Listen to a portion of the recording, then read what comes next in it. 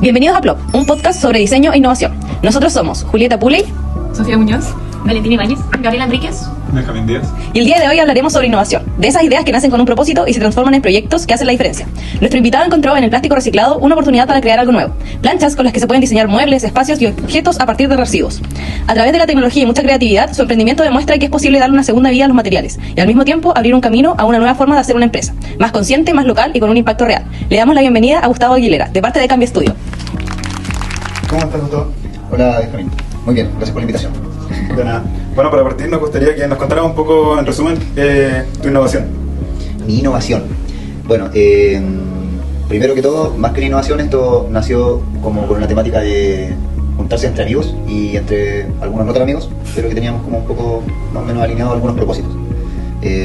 Por ahí se dio que yo estaba desarrollando mi proyecto de título en relación al plástico reciclado y mi mejor amigo en ese tiempo estaba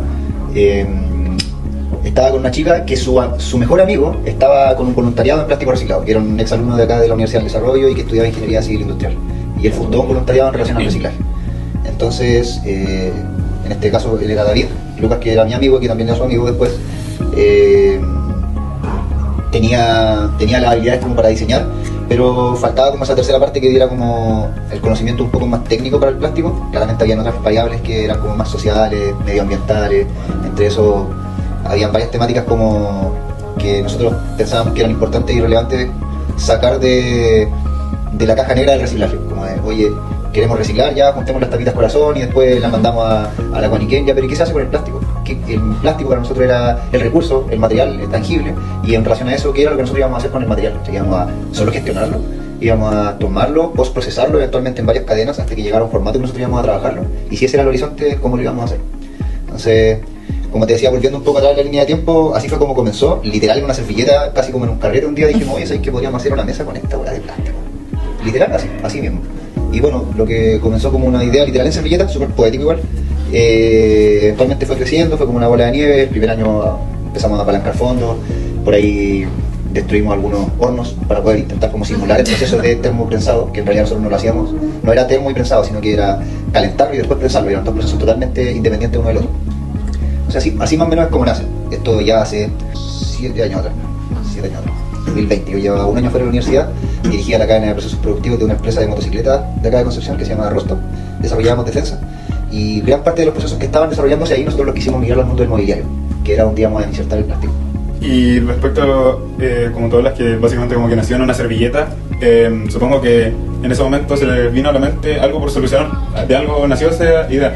Y mi pregunta es, ¿a qué responde este producto que se entrega? Mira, súper importante eso que nombráis recién, porque hay varias cosas que confluyen como ahí, en el cuál es el producto donde nosotros vamos a enfocar.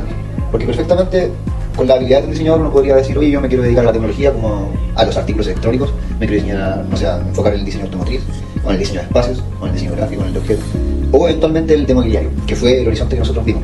¿Y por qué el mobiliario? Porque claramente habían estadísticas que lo respaldaban. O sea, gran parte de la cantidad de muebles que se fabrican hoy en día no tienen una muerte digna, se desastillan, ¿cachai? Mueren de una manera súper fea, indigna, se destrozan, se desastillan, se rompen, se decoloran. Por ese motivo las propiedades del material no son las mejores. La maciza o el laminado, como el termolaminado de aglomerado, es un material que está en uso muy masivo. Y nosotros queríamos hacer casi como una crítica a la industria, ¿cachai? Pero que esa crítica no fuera solamente una crítica de los dientes para afuera, sino que fuera con hecho. Y ese hecho era todo esto que nosotros pensábamos que se condensara en productos en plástico reciclado. Entonces por eso nosotros dijimos, oye, ¿sabes que la industria del mobiliario, que mueve casi alrededor de 80 millones de dólares así como al año, en Chile, que está como muy metido en el mundo del retail también y que traen muebles RTA, que son los RTA son muebles ready to assembly, o sea, tú lo compras y llega a tu casa, adentro tienes las llaves y los pernos y lo puedes armar tú mismo, con manuales. Nosotros queríamos migrar un poco ese concepto, pero al plástico, y claramente desarrollar un mueble que fuera hecho en la región, con plásticos de la región y por manufactureros de la región, o sea, todo condensado a menos de 50 kilómetros a la redonda. Claro. Esa era la propuesta que nosotros teníamos. Bueno, igual me imagino que, bueno, tú igual comentas que esto lo sacaste de tu proyecto de título, como que ahí fue como tu primer acercamiento, digamos, con todo lo que es el plástico reciclado, pero obviamente que es distinto, uno lo puede estudiar, pero a la hora de empezar a trabajarlo, se pueden presentar como muchas distintas dificultades o cosas que quizás no tenías previstas, y bueno, al final de eso uno todo aprende, pero ¿cuáles tú crees que son como los errores, digamos, o como las dificultades que se te fueron presentando en el camino, que te marcaron más o que quizás fueron marcando más como el camino hacia el que se iban a dirigir, como hacia dónde iban a ir? Yo creo que una que condiciona mucho a veces es tu capacidad de inversión.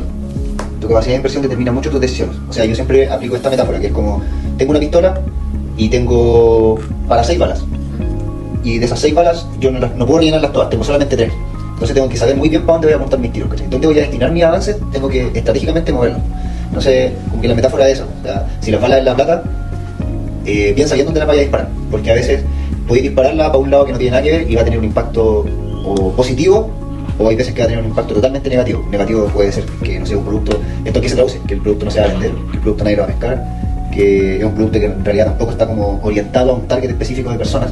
Y claro, ese es otro punto también, nosotros nos enfocamos mucho primero en estudiar el problema. Claramente yo con Lucas teníamos muchas habilidades técnicas en el desarrollo y en la fabricación, ¿cachai? Como buen diseñador, con buenos elementos proyectuales, tú puedes decir, oye, mira, ¿sabes qué? Este producto, no sé, por lo armáis de esta manera, lo solucionáis con esto lo cubres, con esto lo fabricas, con esto lo ensamblas, con esto lo envías, no sé, todo lo que es el producto. Pero el servicio, en definitiva, también está bien orientado a la persona. Y ahí fue donde nosotros como que más tuvimos que detenernos, decir, ya, a ver, ¿para qué orientado esto? Va para los abuelitos, va para las mamás jóvenes, mamás viejas, no sé, como que tuvimos que hacer un estudio de need finding. Y por ejemplo, en base a eso, ¿cuál ustedes denominaron como público objetivo? Cuando empezamos, bueno, principalmente partimos con muebles y el estudio apuntaba, según el estudio de necesidades, era jóvenes entre 25 y 35 años, independientes, con un sueldo, ¿cachai? Sobre la media, sobre el sueldo mínimo, ¿cachai? Casi el doble del sueldo mínimo. Y que en relación a eso, un cabro joven de 25 a 35 años se especula que tiene, no sé, un comportamiento social, financiero y ecológico, ¿cachai? Como bien empático, es consciente de los cambios sociales, es consciente de los problemas medioambientales que existen, y por ende también es consciente que puede él como contribuir consumiendo más sustentable. Entonces como que ese fue el primer rollo en el que nosotros nos empezamos a meter de a poco. Y después hasta nosotros nos empezamos a hundir con la cuestión. Oye, para saber un poco más del proceso, te quiero preguntar qué tipo de plásticos utilizan y cómo los clasifican antes del proceso de transformación. Ya, bueno, ese es un tema bien técnico, la verdad. Nosotros ya sabíamos desde antes cómo trabajar el plástico por temas, bueno, de formación. Entonces, sabíamos por ahí que había materiales que eran más reciclables que otros. En definitiva, todos son muy reciclables, pero para el proceso que nosotros teníamos asociado a esto, que es el termoprensado, lo más como limpio, no para el planeta, sino que para nosotros como operarios de la máquina, era trabajar con plástico 2, 4 y 5, que son polietilenos de alta, de baja densidad y polipropileno. Y en algunos casos el PET, que el PET es con lo que están hechas las botellas, polietileno terestalato, es el 1. Como son etilenos, polietilenos son compatibles entre sí. Entonces, bueno, nosotros igual, yo no es que te lo diga esto así de que lo leí en un libro, nosotros tuvimos que hacer una certificación en caracterización de material y en su uso para utilizarlo en mueblería, en un centro de polímeros avanzados de la Biobío. Entonces, esos eran más o menos los materiales que nosotros primero visualizábamos. Claramente hay que clasificarlos primero por material, dividirlos, ¿cachai? Luego de dividirlos por material, tú los vas clasificando por color también. Porque ese es otro atributo que también tienen las placas, que no es llegar y hacer una placa con, no sé, colores de payaso, claro. Hay como toda una paleta que se va estudiando detrás. Sobre eso, pues así como resumido, ¿cómo es el proceso, por ejemplo, desde la recolección del material, cómo lo hacen ustedes, hasta entregar el producto? Son varias etapas. Por ejemplo, desde la recolección, bueno, la recolección ya parte más como en la materialidad. Nosotros partimos mucho más antes. Como bien preguntabas tú antes, como las necesidades, se parte literal desde ahí. Desde la necesidad, después de la concepción del producto, el diseño, el desarrollo, y ya después entramos a la cadena de como suministros de materiales. Y dentro de eso, por lo general, nosotros tenemos una red de aliados. ¿Ya? Dentro de esos aliados, por ejemplo, está, no sé, te pongo un caso, hay una empresa que se llama Inchalam, que son la industria chilena del alambre, que es una empresa que está como al frente de donde está Huachipato. Y ahí ellos tienen cada cierta cantidad de tiempo, por lo general son ciclos de un año, tienen que reciclar los cascos que utilizan por normativa de seguridad. Entonces ellos toman sus cascos, los sacan de circulación y les suministran casco nuevo a todo su operario. Y todos esos cascos viejos tienen que ser reciclados. Entonces, para reciclarlos, en ese punto es donde entra Cambia Estudio. Y con un modelo que se llama modelo de economía circular, ellos nos entregan sus residuos y nosotros a partir de sus residuos diseñamos y desarrollamos un consumible para ellos. ¿Qué quiere decir eso? Por ejemplo, ellos en un caso súper puntual nos dijeron, oye, saben que nosotros queremos hacer una premiación como a la trayectoria de varios como gerentes y altos cargos que han tenido Inchalá, no sé, y por algunos como departamentos premiaron a los que se han comportado como de mejor manera en términos productivos.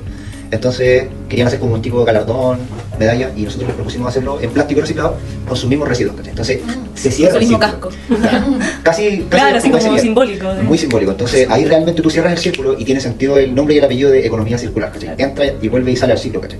Entonces, en definitiva, esa es como la manera en la que nosotros, bueno, recolectamos y eventualmente desarrollamos, fabricamos y entregamos. Y claramente hay varias maneras en las que se colabora, esa es como una de las más exitosas. Bueno, y con lo que comentaba anteriormente, ¿consideras que el producto que venden es como ya un lujo o es más accesible como para todas las personas? Qué buena pregunta. Mira, ¿sabéis qué? Yo de más cabro, yo te digo, no sé, cuando yo salí de la universidad yo tenía 26.